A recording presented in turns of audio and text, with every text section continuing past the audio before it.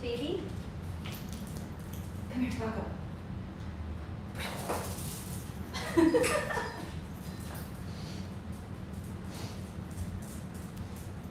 Who's got the baby?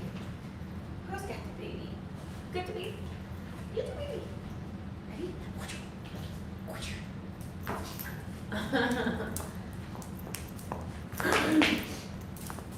Come here, kid. Come here. Up.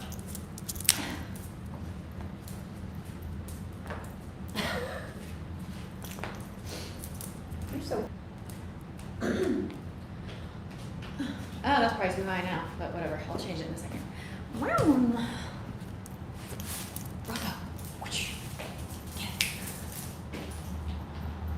I love this too hard.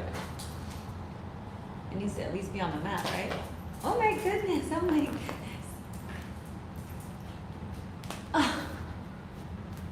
Oh my gosh, I guess I can sit on the floor. Okay. Actually, I just put Tanner on, so I can't sit on the floor. Okay, hi guys. Welcome to our plank challenge. Rocco's with me today. I had to just wash his butt because he pooped all over the place. So that was fun. You want to be part of it? Okay, come here. Come here. Come here. Okay, I just want to read you guys another part of this book because I've turned this into a book club plank challenge. Stop. Anyways, like I said, this is the Toltec Secret to Happiness, and this is the book that changed my life when it came to understanding our belief systems, how they came to be, and how to change them. So it just simplifies it so beautifully. I just wanted to keep sharing in case you guys have not read this book, and why it's important to rewire our belief systems, because that's what holds everything in place, right? That's what holds our patterns in place. Our limiting beliefs are usually our belief patterns from childhood that came to be from someone else's programming. So I just want to read this to you. I'll give you attention in just a second. Okay. As adults, we need to be able to communicate with our children. We want to give instructions, ask questions, and when necessary, take control. Parents have a basic understanding of their small children through a series of nonverbal cues, but eventually they have to establish a better channel of communication. In order to successfully communicate, children need to learn the code. They need to learn language, an agreement about what sounds mean. Once the code is understood, information can be given. The passing of any information requires the focus of your awareness. The focus of your awareness is your attention. You receive pictures, sounds, feelings, and words from any situation through your attention. To learn anything, you have to pay attention and you have to agree. By capturing our attention and teaching us the code, the adults in our lives pass on to us their personal view of the world. They teach us what everything is. They tell us their opinion about everybody and what they think of themselves. They tell us what we are, and maybe more importantly, what we are not. Key. It's like downloading a program onto a computer. Unfortunately, if it is a view of the world infected with irrational fears, it acts like a virus in the program, eventually creating beliefs anchored in the very same fears.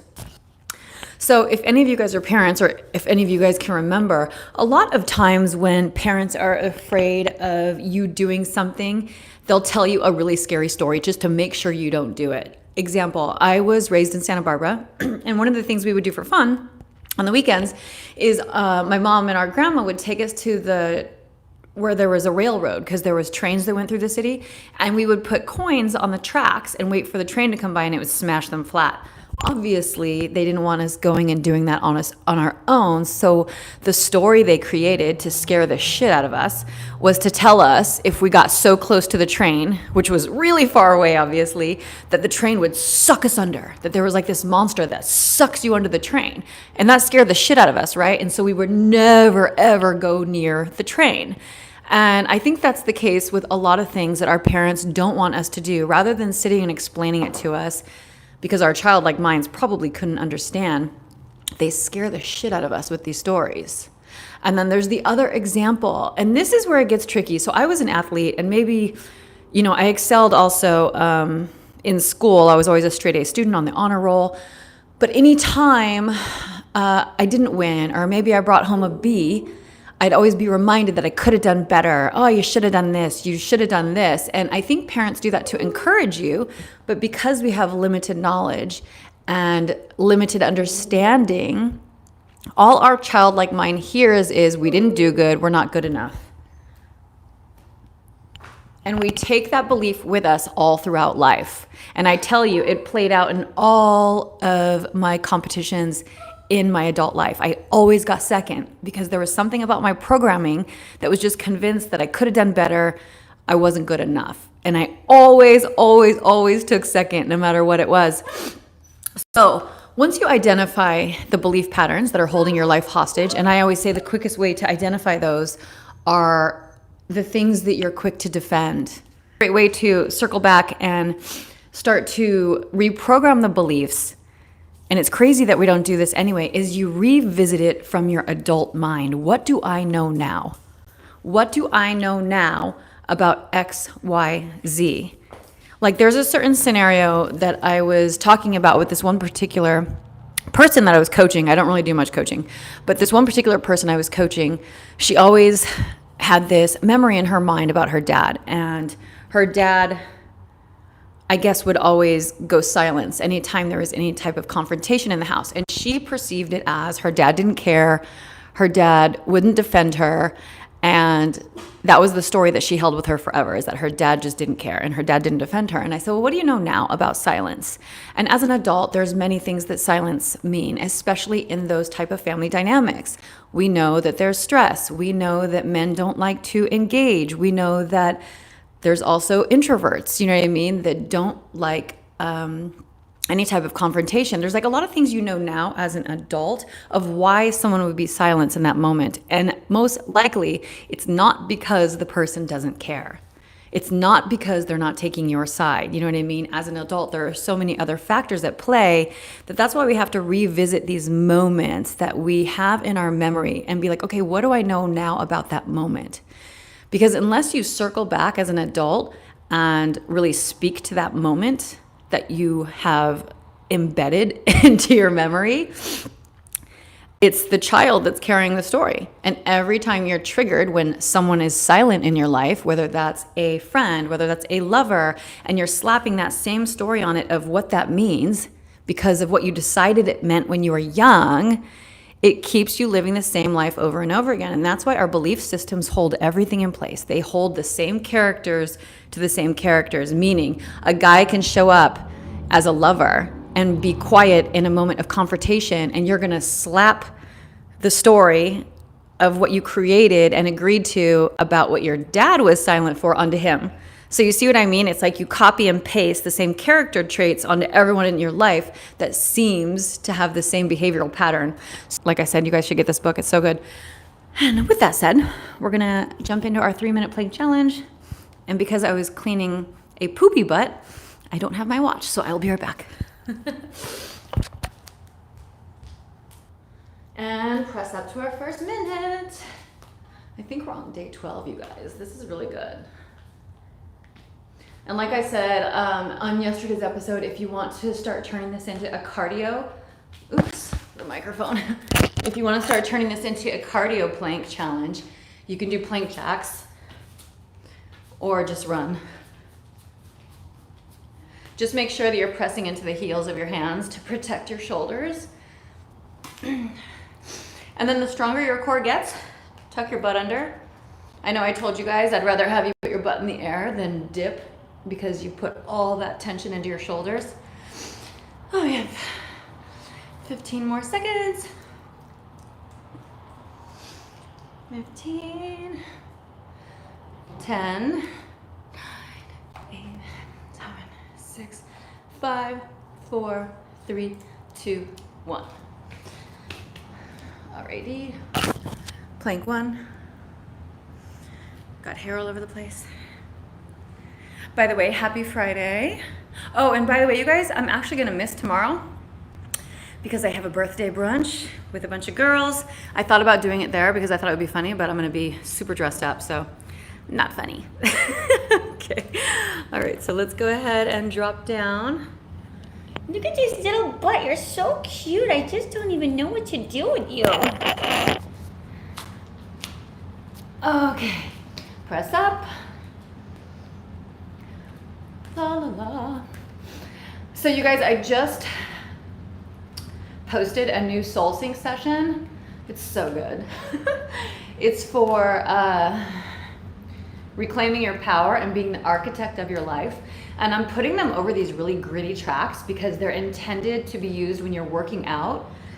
So that like if you're on the treadmill or if you're on a bike or just walking or running, you could just put them on and just like zone out and loop these affirmations that are in rhythmic patterns and just fully take advantage of the entire hour. Like work your body while you're also mentally exercising your neural pathways. It's like a win-win. And I promise you guys, if you do it when you're moving, it will replace all your negative thought patterns. Like I promise you, you'll wake up with my soul sync sessions like dancing in your head. It's inevitable. All right, 5, 4, 3, 2, 1. Ah. Okay. And then I'm doing this other one. God, I'm doing these two that are like for anger. They're so cool. I don't know why I love those ones. Like I love the gritty ones. I love them all. I love the ones that are for heartbreak too because they just feel good. They're super melancholy, but I definitely love the gritty fighter ones. Represents my shadow side that I've had to deal with my whole life, my temper. I don't have one anymore, luckily, but I definitely did. Okay. All right, guys, ready? We will do our last one. Hi, sweetheart. Hi. Did you come to get on camera? Yeah. Ready? All right, let's go to the last one before Rocco gets super excited. Oh, I know. I work for you. Press up.